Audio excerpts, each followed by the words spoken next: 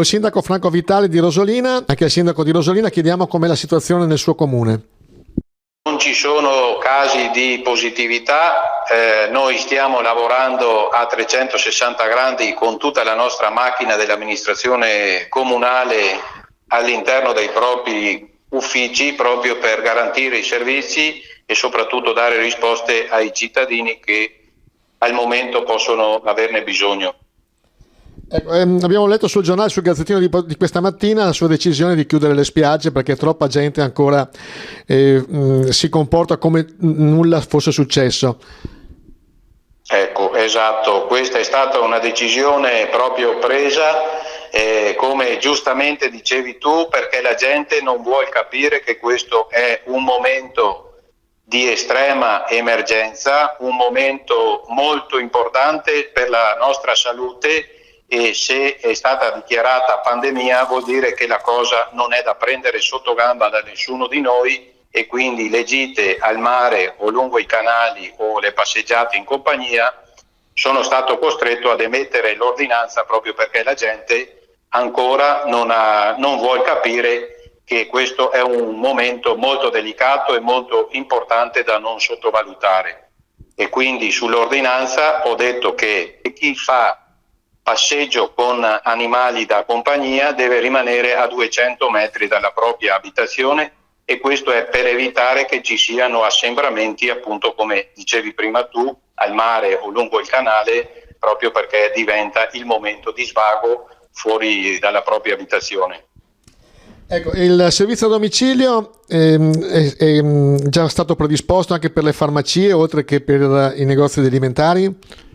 Il servizio a domicilio è stato predisposto, devo ringraziare la Protezione Civile che sta facendo questo servizio, devo ringraziare anche la nostra collaboratrice dell'ufficio dei servizi sociali che stanno facendo un ottimo lavoro verso le persone che hanno bisogno sia di alimenti che di farmaci, ma anche e soprattutto di avere con la telefonata una parola di conforto e di tranquillità, e questo credo che lo stiamo facendo in maniera ottimale proprio perché il momento è molto delicato.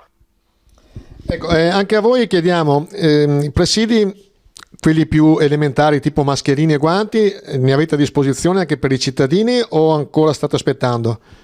Allora, per i cittadini non ne abbiamo a disposizione, abbiamo i presidi a disposizione per i dipendenti, per la protezione civile, per le forze dell'ordine del nostro comune, ma per i cittadini non ancora.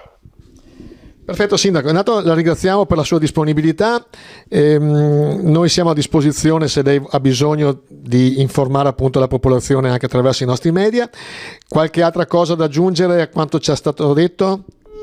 Allora devo aggiungere che la gente si deve responsabilizzare e soprattutto deve capire che tutte queste attività che a livello ministeriale, a livello regionale, a livello comunale che si stanno facendo sono per la salute e per la vita di ognuno di noi. Non possiamo più scherzare, non dobbiamo più prendere la roba sotto gamba, ma dobbiamo capire tutti che è un'emergenza mondiale. Dobbiamo rimanere a casa nostra.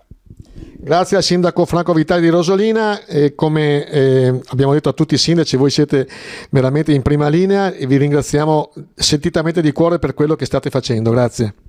Grazie a voi, buon lavoro a tutti e buona giornata. Grazie.